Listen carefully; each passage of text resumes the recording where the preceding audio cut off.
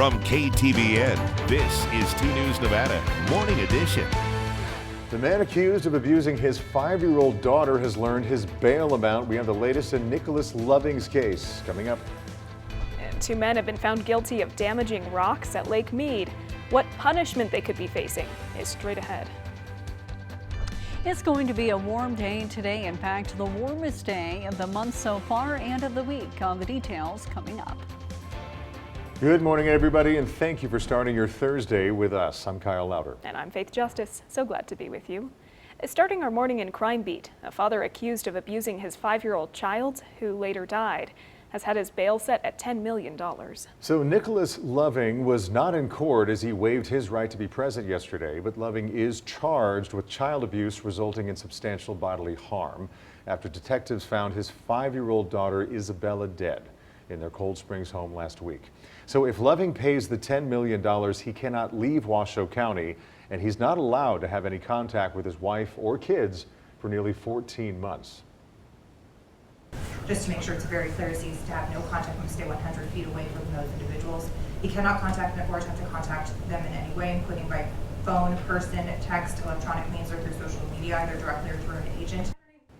Now, this is not Loving's first charge of child abuse. According to records, he was convicted back in 2013 and sentenced to 36 to 96 months in prison after a 2-year-old boy was rushed to the hospital by his mother and her boyfriend at the time, Nicholas Loving. So Loving ended up only serving 60 months on probation for that instead.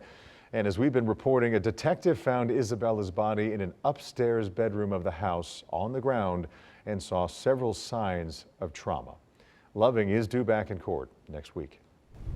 Also in Crime Beat, a Story County deputy has been fired and arrested after allegedly sexually assaulting an inmate at the Story County Detention Facility. The sheriff's office says they received a report on the assault this past Saturday. The next day, they arrested former deputy Alexander Nelson. He's currently being held at another jurisdiction's facility. His bail is set at $100,000. And a man accused of trying to break into a home in Sparks has been arrested. Sparks police say on Tuesday afternoon, 37-year-old Robert Bloxam tried breaking into a house on Satori Drive. Now, officers say Bloxam did multiple things throughout the past few days to make the family fear for their safety. Bloxam has been booked into the Washoe County Jail for aggravated stalking and assault. 2 men have been convicted of damaging ancient rock formations at Lake Mead in the recreation area in southern Nevada. The Department of Justice says last year, Wyatt Clifford and Peyton David Guy Cosper pushed an ancient rock formation over a cliff onto the ground near the Redstone Dunes Trail. They've both been found guilty of 1 count of injury and deprivation of government property. A sentencing is set for early July. Each of them faces a maximum of 1 year in prison, a $100,000 fine, or both.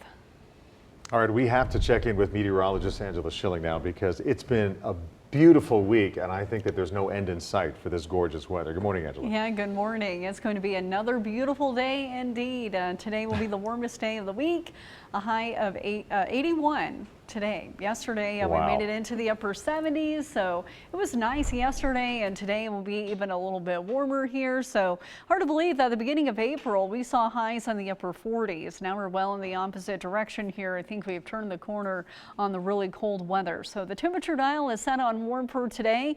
It is a little bit cool this morning, but not bad. Actually, most of us are above freezing. 62 degrees at 10 a.m., 78 by 2 p.m. And by the time you drive home, highs will be into the upper 70s with a high of 81 in Reno. Not wall-to-wall sunshine today. We do have a few thin high-level clouds, especially if you look towards the east into Fallon, Lovelock, Dayton, Elko, Eureka, all seeing some clouds this morning. Back off to the west, so skies are clear here to start. All those high-level clouds are coming up from the southwest, but the jet stream itself is up to our northwest, and it's kind of hugging the Washington and Canada border. So the ridge is well up to our north here, the peak of it, and so it's it's much stronger today, and so that's why temperatures will be able to get a little bit warmer. And we have a mild start as well. A lot of us are in the 40s, but 37 in Carson City and upper 20s around Lake Tahoe. Not a ton of wind out there this morning, but it could be a touch breezy later this evening. Once you get up to 80 degrees, that is warm enough for the Washoe Zephyr to kick in.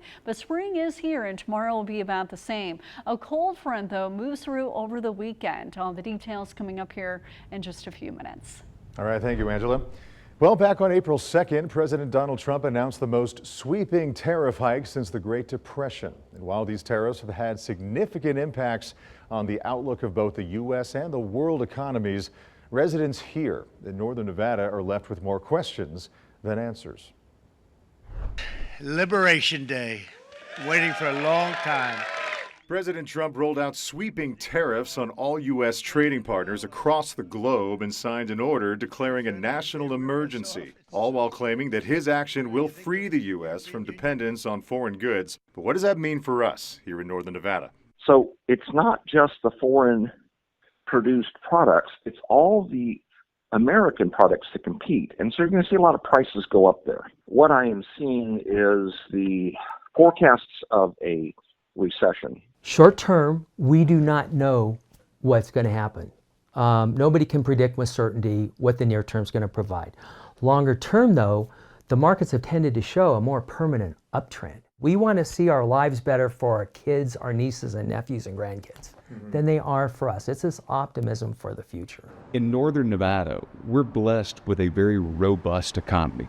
And this gets into to our national leadership in the space of growing manufacturing and distribution, particularly on a per capita basis. And so I think that it's important to know that no matter what happens in the face of the coming uncertainty, that our community is going to be okay. Now, it's worth noting that due to these tariffs, the risk of a U.S. recession still sits at 60%. That's according to J.P. Morgan. And as Professor Parker told me, Nevada, with its reliance on tourism and a higher unemployment rate, tends to be hit harder when the U.S. economy struggles. Covering the story, Kyle Lauder, 2 News Nevada. So yesterday, President Trump did announce a 90-day pause on all tariffs over 75 trading partners, sending stocks surging following days of volatility and losses. China, however, is now under a 125% tariff for retaliating. But for us here in northern Nevada, there does appear to be optimism in the face of uncertainty. Still to come on 2 News Nevada this morning. Well, architects have been chosen to help redesign the old West Hills Hospital into a new county behavioral health facility. What's next for this project when we come back?